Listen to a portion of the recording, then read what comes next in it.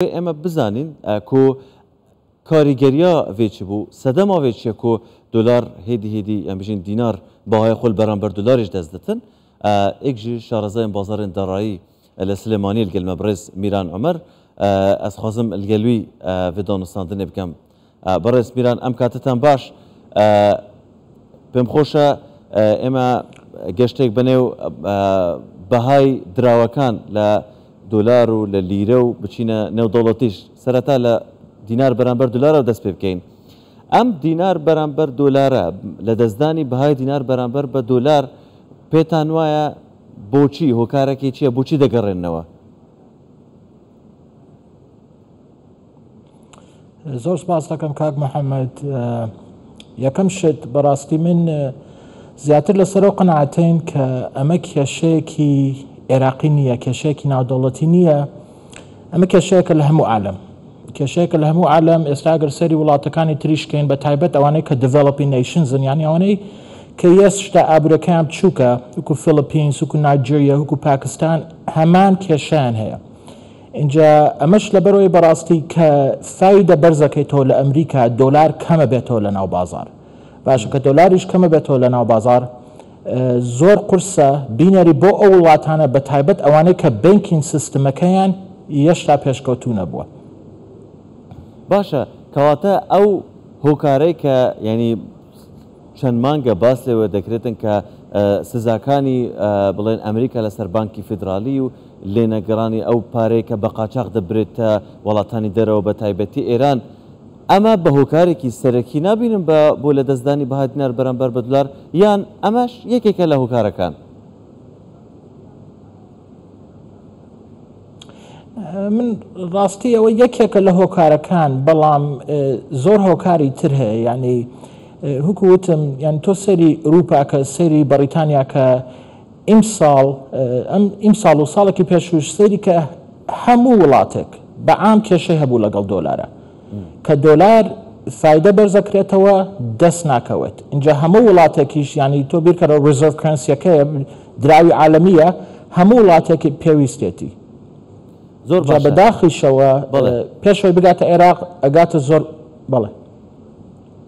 والله وتم بيشوي بقات العراق اقات ولاتكاني بيشكوتوتر كزياتر بيويستيانا هكو بريطانيا ودبي واوروبا إنجا اقاتنا ديفلوبينج نيشنز كان كوكو عراق و باكستان و ام ولاتانی ترن زور باشه طبعا اما هوکاری کیونی بو براستی که جمله وینی بستنی لدزدانی دینار برانبر به دلار با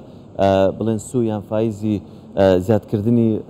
رژی سو لامریکا من دمید به مصر نرخی لیره پیشوی پرسیاره کم کم خوشه سرنجت به حواله کراب کشم ل ترکیا طبعا ل ترکیا او سیاستی که لترکیه هبول لماوی رابردو بلیم بهای لیره ترکی با شوی کی خیره و با شوی کی بلیم پیش بینی نکراو بو آستی کی پیوانه نه داکوتو بجورک ل ماملکان امرودا لسطح حف داکوت او آرستیش داکوتنش بلین هر بردام بو اگر بی که ما کرمانجیش بردام بو یعنی اف دابازینه جان اف داکتنه هفته لگل بلافونا وان نوچیان اوین کو بحث بیکت کن رجب طیب اردوغان سر حکومت ترکیه حفیظ ارکان و کو پارزگار بانکان وندی دیارت کردن. معاملات افروج دا بهای لیره ترکی لبن گواشک گران دابوه کو جسد 7.4 بهای خوش دست داد برانبر به دلاری گشتیه 23 لیره و 14 قروشان ویجی دست به که افساله افدراوه ترکی جسد 19 بهای خوش دست داد. هفته دوجی رجب طیب اردوغان سرکومار ترکیه دیگه بجین سرکاتی کرنا تیما نویا حکومت خود را گهاند کاروایی لپیشینه چهار سر کرنا بلندیا رژیا انفلاسیون انکو هلاوسانه و نرخ سرجم پیداویستیان الوی ولاتی کو بلند بویا با امش بی که ما پرسیار کاک بیران ام لدزدانی بهای لیره برانبر با دراو بیانیه کان به تایبتی دلار امش پیوسته به همان او هوکاره که پیشتر برانبر به دینار باسط کرد یان سیاستی حکومتی ترکیهش هوکاره کی سرکیه یان بوچی دگرن نوا والله کاک محمد بازشته بتایبت که باسی ترکیه اکین تورکیا ئێستا زۆر کێشەی سیاسی هەیە. یەکەم ئێمە زانین ئێستا ئەردۆگان هەڵبژار دیسانەوە بووە بە سەرۆ کۆمار، بەڵام ئێمە ببیرکەینەوە نیوەی وڵاتەکەی دەمی پێنەیە باشە. ئینجامەش لەبەر ئەوەیە زۆربەی کێشەکانیان هەڵوەسانەکە بوو، بەڵام لە عینەن کاتە ئەمریکا بەتابەت کە دموکراتەکان لەسەر حکمن دایمەن زۆر ڕێک نەبوون لەگەڵ ئێردۆگانە باشە. اینجا کە سەیری شەکەین وەکو سەرمایه‌دارێک بە ئیستثمارێک بە شەریکە گەورەکانی عالەم کە ئێردۆگان دیسانەوە بردوێتەوە ئەڵێن ئێردۆگانە دیسانەوە عینەن پاڵسی دامەزرێنێت، ئەوانیش چیان کردووە پشتیان کردووەتە سەر لیرەکە بەڕاستی، یعنی لە هەموو عالەم هەمویانە یان فرۆشن، شەریکە گەورەکانە یان فرۆشن نانەوەی دەستی لێن. باشە کەواتە دەتوانین بڵێن ئێستا لە ئەمریکا کە باس لە هەڵبژاردنەکان دەکرێتن ئەگەری زۆر بەپێ پێشبینیەکان بۆ ئەوە دەچن کە ڕەنگە دووبارە دۆناڵد ترامپ ببێت بە سەرۆکی ئەمریکا، کەواتە دووبارە بووم بە سەرۆکی ئەمریکا کە دۆناڵد ترامپ لە بەرژەوەندی ئابووری تورکیادا دەبێتن؟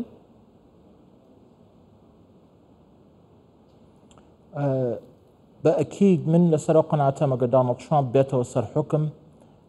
وەزعی تورکیا زۆر باشترە بێت. هەر بە عامە کە سەیری مێژووەکەین، سەیری ساڵی 2016کەین 2020ەکەین، ترامپ زۆر ڕێکتر بوو لەگەڵ ئێردۆگان دموکراتەکان وەکو دوژمنێکی بینن بەڕاستی تەحملی زۆر لەگەڵ یا ناکەن، هەرە بێت دیپلۆماتیک بن لەگەڵیا، بەڵام بەڕاستی بە هیچ جۆرێک ڕێک نین لەگەڵیا. اینجا لەم کاتەشە لەبەرەوەی شەڕەکەی ئوکرانیا و رووسیا لەگەڵ سیلاحەکان کە ئێستا تورکیا قەراریاوە بیکرێتەوە لە رووسیا، پێشتر هەڵگەڕایەوە لەسەر قەرارە، بەڵام ئێستا دیسانەوە ڕۆشتونەتەوە سەرم قەرارە. اینجا خۆی کێشەکەی دۆلار ئەوەیە کە وڵاتێک لە دەستی ئەمریکا چی یان شتێکە کاکە ئەمریکا بە دڵی نییە زەریبیان لێن، چۆنیش زەرەبیان لێن بە پارەکەیان. باشە ئێمە هەر باسی ئەمریکامان کرد، با کوتا پرسیارم بێتن پێشبینی دەکرێت لە هەفتەی دابێ دووبارە ڕێژەی سوو بڵێن زیاد بکرێتن، پێتان وایە زیاد دەکرێتن و کاریگەریشی لەسەر دولار چی دەبێتن؟ وڵا پێمان وایە زیاد دەکرێت 25 پوینت زیاد دەکرێت، کارگەری لەسەر دۆلار زیاتر باوەڕ ناکەم گۆڕانکارێکی وا ببینین لە بازارەکە. ئێستا ئاڕاستی دۆلار بەعام بەرزە بێتەوە، لەوە چ تۆزە زیاتر بەرز بێتەوە، یورۆوانە بێن نەخوارێ، بەڵام ئەمە بزانین جیازە گەورەکە لێرە کاک محەممەد ئەوەیە ئەگەر فایدە بێنە خوارێ، ئەگەر فایدە بێنە خوارێ ئەوە جوڵانێکی گەورە خاتە ناو بازارەوە بە تایبەت لە ناو ئاڵتونە، لەبەرەوەی ئەگەر ئێمە بیرکەینەوە ئەوە فایدە لە سایە 5 ئاڵتون لە 1970 ئاونسێک، ئێ باشە ئەگەر فایدە هاتەوە خوارێ ئاڵتون هیچ نەبێت زۆر بەرزە بێتەوە. کەواتە ئەگەری کەمکردنی سوش هەیە؟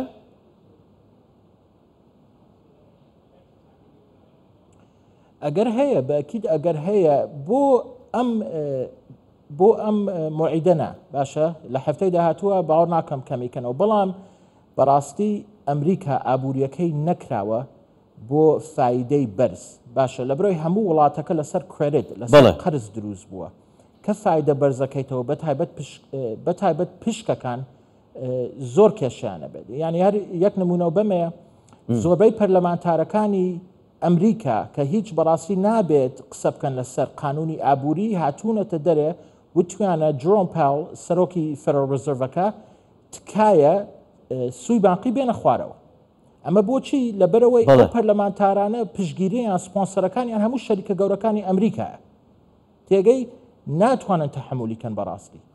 زۆر باش بەڕاستی من لەسەر ئەو قەناعەتەم ماوەیەکی تر ئەبێت فایدە بێنەوە خوارێ، فایدەش نێنەوە خوارێ ئەبێ یەک دنیا پارە بخەنە ناو بازارەکە. زۆر باشە، زۆر سپاس بەڕێز میران عومەر شارەزای بازاردارەکان لە سلێمانیەوە لەگەڵمان بوون.